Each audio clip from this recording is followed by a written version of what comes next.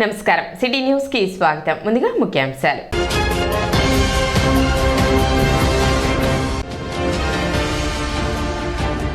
ప్రజలందరూ ప్రశాంత వాతావరణంలో నూతన సంవత్సర వేడుకలు జరుపుకోవాలి. డీఎస్పీ జనార్దన్ రావు వెల్లడి.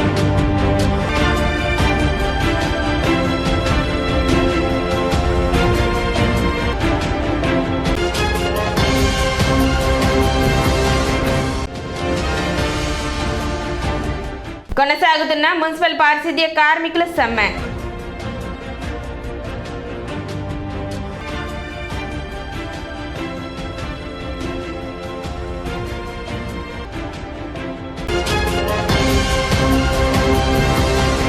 ఎటువంటి అవాంఛనీయ ఘటనలు జరగకుండా నూతన సంవత్సర వేడుకలను ప్రజలు ప్రశాంతంగా జరుపుకోవాలని డీఎస్పీ జనార్దన్ రావు విజ్ఞప్తి చేశారు. నూతన సంవత్సర వేడుకలను తమ ఇళ్లలోనే జరుపుకోవాలని, రోడ్లపై వేడుకలు జరిపేందుకు ఎటువంటి అనుమతులు లేవని చెప్పారు. ముఖ్యంగా యువత రోడ్లపై బైక్లతో సంచరించరాదని, తల్లిదండ్రులు తమ పిల్లలకు బైక్లను ఇవ్వరాదని డీఎస్పీ జనార్దన్ రావు సూచించారు. తెనాలి పట్టణ ప్రజలందరికీ నూతన సంవత్సర శుభాకాంక్షలు. ఈ నూతన సంవత్సరం అందరూ కూడా సుఖ సంతోషాలతో చక్కగా ఉండాలని కోరుకుంటున్నాము. అలాగే పోలీస్ వారి తరపున మా బాధ్యతగా మీరు డిసెంబర్ 31 నైటు ఎక్కువ రోడ్ల మీద తిరక్కండి. మీకు పర్మిషన్ లేదు. ఎవరి డిసెంబర్ 31 వాళ్ళ ఇంటి దగ్గరే చేసుకోవాలి తప్పితే రోడ్ల మీదకి వచ్చి టపాసులు కాల్చడాలు, తాగి డ్రైవింగ్ చేయడాలు, బైక్ రేసింగ్ చేయడాలు చేయొద్దు. ముఖ్యంగా తల్లిదండ్రులకు తెలియపరిచేది ఏంటంటే, మీ పిల్లల్ని ఆ రోజు బైక్స్ ఇచ్చి అలౌ చేయకండి. మీకు కొత్త సంవత్సరం అనేది విషాదంగా మిగిలిపోవచ్చు. లేకపోతే వాళ్ళు మీ ముందే దెబ్బలతోనూ గాయాలతోనూ మంచం మీద లేకపోతే హాస్పిటల్లో ఉండొచ్చు. అందుకని ముఖ్యంగా తల్లిదండ్రులకు విజ్ఞప్తి చేసేది ఏంటంటే, 31 నైటు మీ పిల్లల్ని రోడ్ల మీద రానియకుండా మీరు మీ పిల్లలతో పాటు నూతన సంవత్సర వేడుకలు చక్కగా. సమస్యల పరిష్కారం కోరుతూ మున్సిపల్ పారిశుద్ధ్య కార్మికులు చేపట్టిన సమ్మెలో భాగంగా మెడకు ఉరి వేసుకుని నిరసన తెలిపారు. గత 4.5 సంవత్సరాల నుండి వేతనాలు విడుదల చేయాలని, కనీస వేతనం అమలు చేయాలని, రిటైర్డ్ అయిన బెనిఫిట్స్ ఇవ్వాలని, పెన్షన్ సౌకర్యం కల్పించాలని అవుట్సోర్సింగ్ కార్మికులు అనేక మార్లు ప్రభుత్వం దృష్టికి తీసుకెళ్తే చర్చల పేరు మీద కాలయాపన చేస్తూ ప్రభుత్వం కార్మికులను పట్టించుకోలేదని, గత్యంతరం లేని పరిస్థితుల్లో డిసెంబర్ 26 నుండి సమ్మెలోకి వెళితే ప్రభుత్వం చర్చలకు పిలిచి సమస్యను పరిష్కారం చేయకుండా మరోపక్క పోటీ కార్మికులను తీసుకుని వచ్చి సమ్మె విచ్ఛిన్నం చేయడానికి కావాల్సినటువంటి ప్రభుత్వ నిర్ణయాలని మున్సిపల్ కార్మిక సంఘం తీవ్రంగా ఖండిస్తుందని, ఇప్పటికైనా సమస్యలు పరిష్కరించాలని డిమాండ్ చేశారు. రాష్ట్ర వ్యాప్తంగా మున్సిపల్ కార్మికుల యొక్క సమ్మె 5వ రోజు చేరింది. ఈ సందర్భంగా మేము మున్సిపల్ కార్మికులు ఈ రాష్ట్ర ప్రభుత్వానికి విజ్ఞప్తి చేస్తూ ఉన్నాం.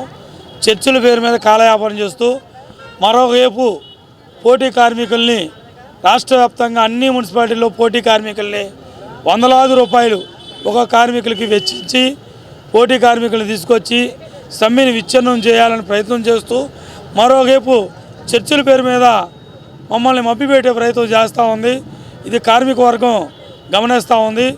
ప్రభుత్వం ఈ రకంగా ద్వంద్వ వైఖరిని అవలంబిస్తూ కార్మిక వర్గ ప్రభుత్వం అని చెప్పుకుంటూ ఉంటూ మరోవైపు కార్మికుల్ని మోసం చేయడానికి కావాల్సినటువంటి అన్ని ప్రయత్నాలు చేయడాన్ని మున్సిపల్ కార్మిక సంఘం CI2 తీవ్రంగా ఖండిస్తూ ఉంది. మేము సమస్యలు పరిష్కారం చేయమని కోరుతూ ఉన్నాం. ప్రభుత్వంతో ఘర్షణ వాడతామని కోరుకోవట్లేదు.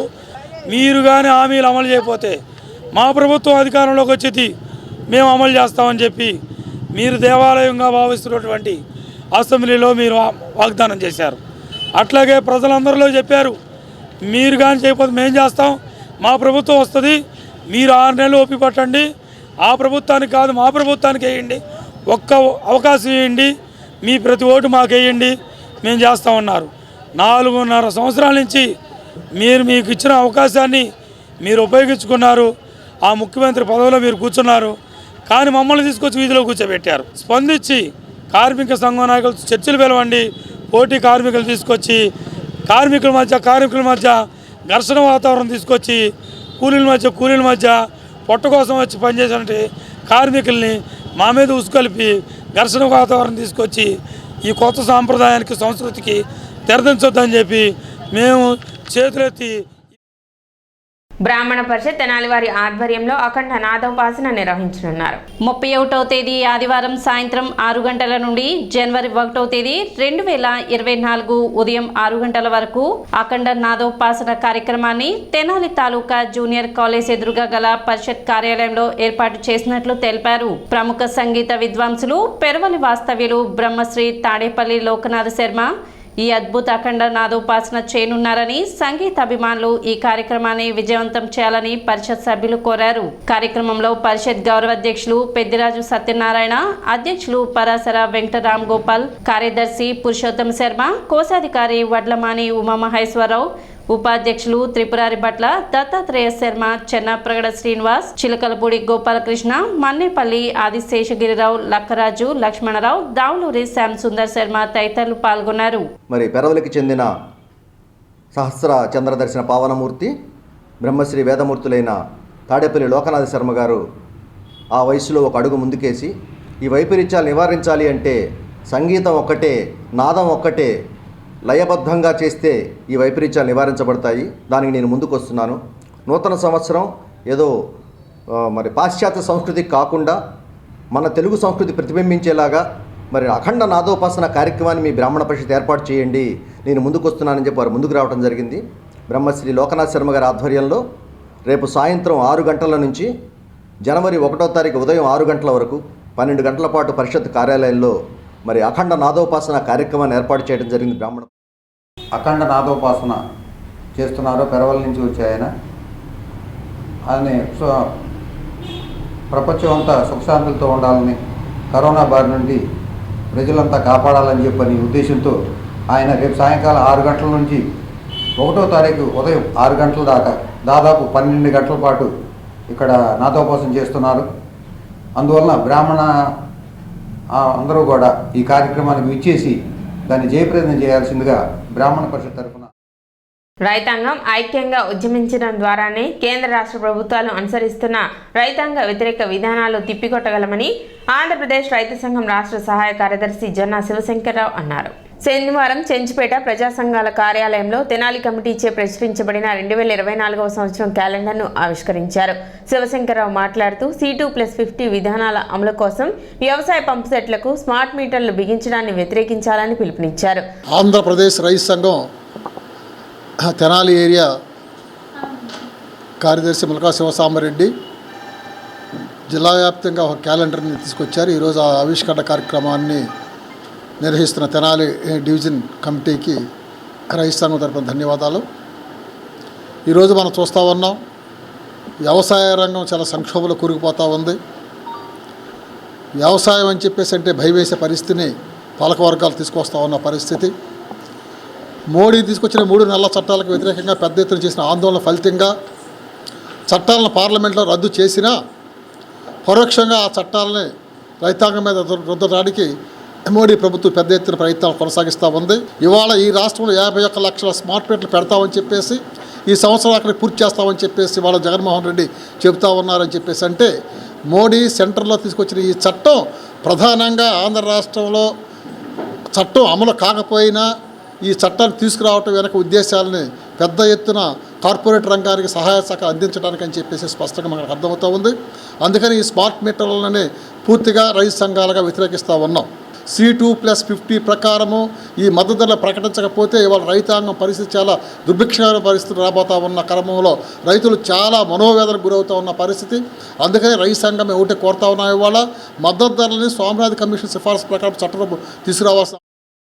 జిల్లా ఉపాధ్యక్షులు ములకా శివసాంబరెడ్డి మాట్లాడుతూ రైతాంగం పండించిన పంటలకు కనీస మద్దతు ధర చట్టంను అమలు చేయకుండా బీజేపీ మోడీ ప్రభుత్వం రైతాంగాన్ని మోసగిస్తుందని, 2024 ఎన్నికలలో బీజేపీని ఓడిస్తేనే వ్యవసాయ రంగం మనుగడ సాధ్యమవుతుందన్నారు. కార్యక్రమంలో ముద్దన సాంబశివరావు, కొత్త రమేష్ బాబు, తులాబందుల శ్రీనివాసరావు, మాగంటి యలమందయ్య, కావూరి వెంకట సత్యనారాయణ, పి జోనేష్, జ్యోతుల కోటేశ్వరరావు, బి వెంకట సుబ్బయ్య, తాటి వెంకటేశ్వర్లు, కరేటి వెంకటరమణ, ములకా శివకుమారి తదితరులు పాల్గొన్నారు.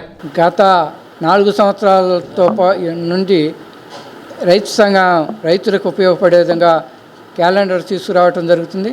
దీనికి సహాయ సహకారాలు ఇచ్చిన అందరికి కూడా ఆంధ్రప్రదేశ్ రైతు సంఘం తరఫున ధన్యవాదాలు తెలియజేస్తున్నాం.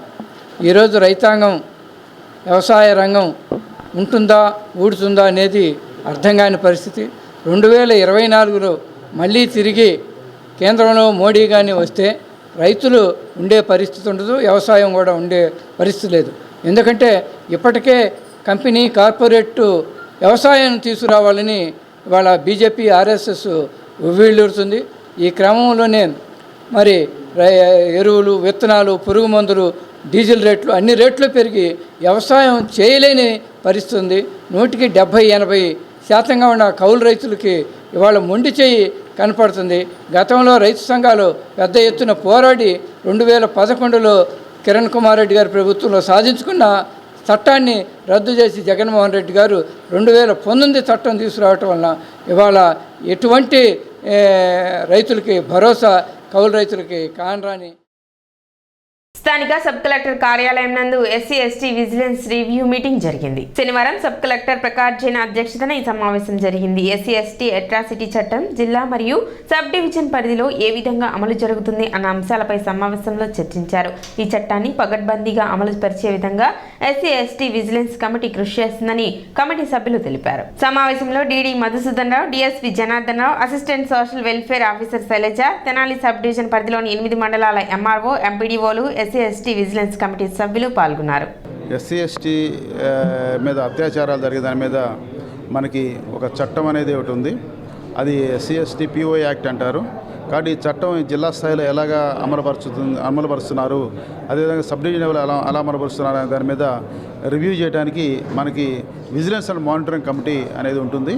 అది ఇక్కడ ఈరోజు మనం తెనాలి సబ్ కలెక్టర్ గారి ఆధ్వర్యంలో వారి చైర్మన్గా ఈరోజు మరి official members, non official members అందరితో కూడా మరి ఈరోజు ఈ మీటింగ్ ఏర్పాటు చేసుకున్నాము. మరి ఈరోజు తొలి మీటింగ్ అవ్వటం వలన ఈరోజు అందరూ కూడా పరిచయ కార్యక్రమంతో పాటుగా మంచి సవివరమైనటువంటి ఒక చర్చ అనేది జరిగింది. కాబట్టి ఈ విధంగా ఒక గుడ్ ఇనిషియేటివ్ తీసుకున్న సబ్ కలెక్టర్ వారికి